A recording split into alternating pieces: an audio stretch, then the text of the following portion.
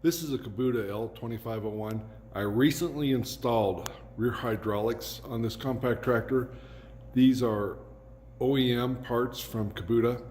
I'll show you what it looks like installed on the tractor.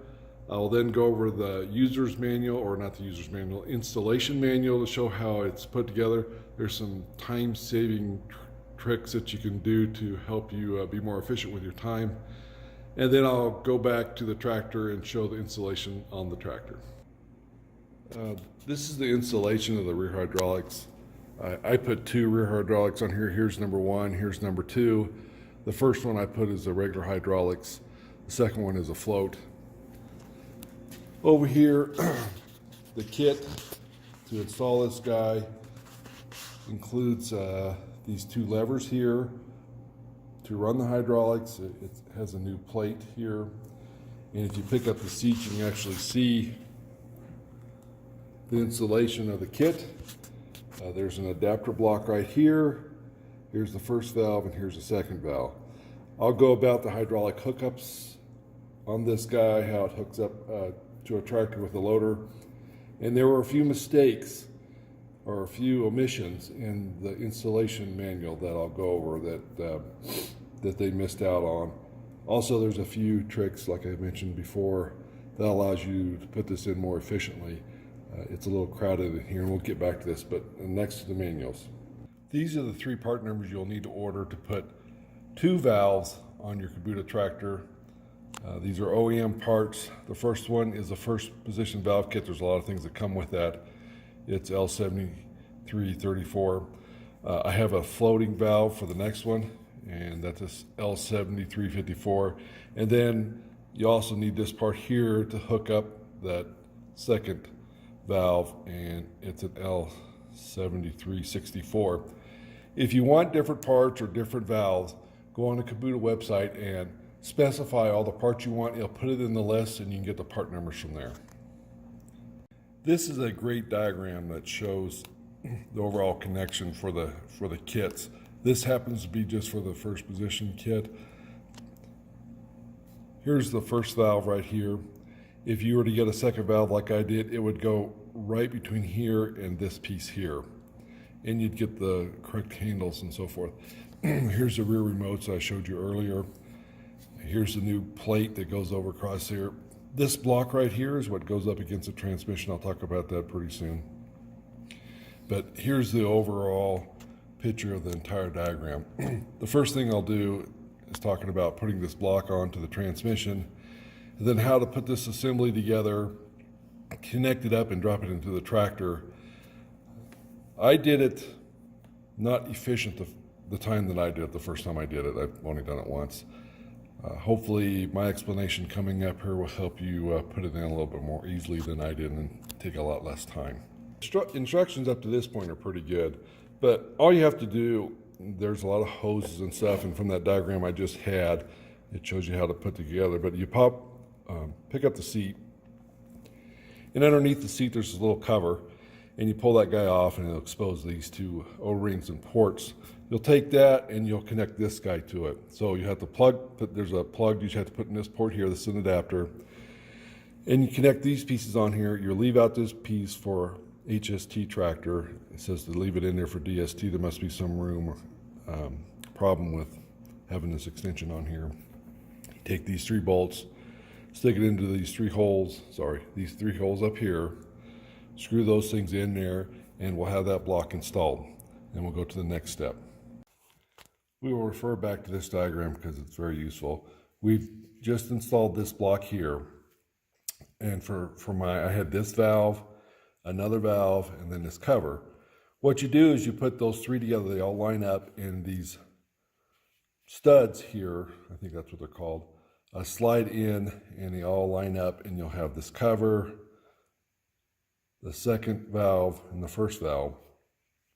You take these studs and you put a couple nuts on the end of these, and you tighten them up against each other.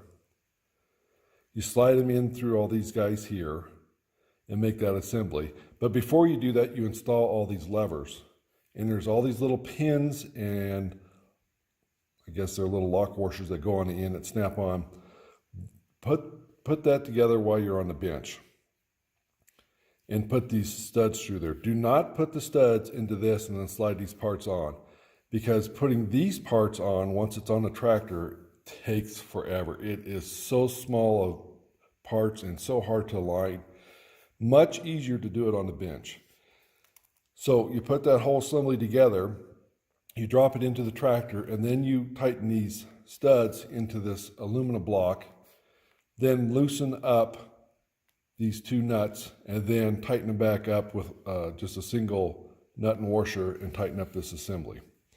Next, we'll talk about hooking up this hose, and there's a mistake in the manual. They say plug this value at the end, and that's wrong. So just an FYI, that's something that's in the manual that is very wrong. So we'll go to the tractor, and I'll show you how to hook these hoses up, which hose goes to where from the loader. This is for the loader. I don't have an example with one without the loader. So, all right, off to the tractor. And finally, with the manuals, here's another great diagram. This actually shows 3 of the valves together. I just wanted to show you this here for reference if you wanted to do all 3. All right, now I already have these valves installed on this tractor, but if they were not installed, this is your power beyond that comes from your loader valves. This, before the valves are the new valves are installed for the rear remotes, this line is connected to this opening right here. So what you do, the first thing you do before everything's installed, you undo this connection here, and that line runs down to this connection, and you take it and you run it back to the valves that you have installed, which are over here, and you run that line to right here.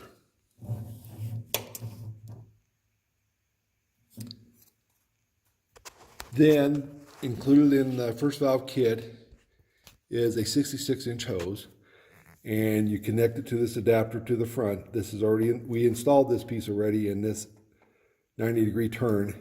This guy right here, sorry, it's hard to point out, that connection right there, you take that hose and you connect it back up to the power beyond here. So you're getting your pressure here, that goes through a hose, comes back to the valve, and this is your power beyond, your new power beyond right here, and then that gets dumped back down into the block right here. And that's all there is to it. The instructions aren't that great. Oh, I do want to point out one final thing. When you put these hoses on, because these hoses are so big in diameter, the manual says to run these lines straight back, but you can't. If these two guys here were taller, you could, but they're too short.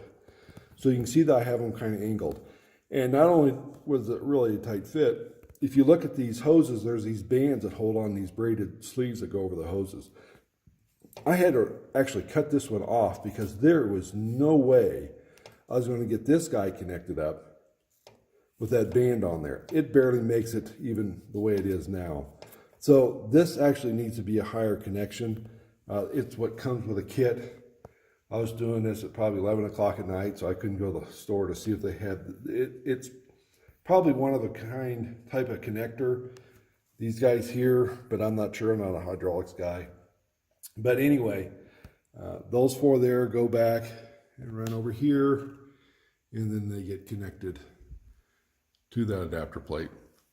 That little plate, I'm sorry, this bracket here, here's number 1, here's number 2. I think I talked about that earlier. It would have been, I think it'd been more prudent for Kubota to run this more vertical, so you couldn't confuse which hose gets connected to which. But if I had a third set here, might be more understandable, or probably wouldn't make a mistake. But given the size of these hoses, I don't know if I could get a third valve in there. These hoses are just way too big for the application. But that's what came with the OEM kit.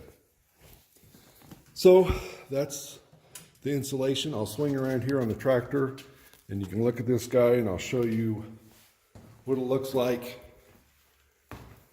from this side. It is pretty clean. This, like I said, this is a new plate that comes with a kit. It's quite a bit wider to include these two levers. One little extra note, if you look at those shafts here, I put some rubber clear hose over those so these things wouldn't rattle, and they actually fit in there a little better, so that's a little nice touch. And that's it. So hopefully this will help you out a little bit and help you decide on if you want to use the OEM or if you want to go with an aftermarket setup. The aftermarket setup would be quite a bit cheaper. All you'd have to do is run a line from the Power Beyond on your loader back to a new set of valves in the back and just have your connectors right back there and then run your return right back. So anyway, hopefully that was helpful. One extra thought, I mentioned the aftermarket.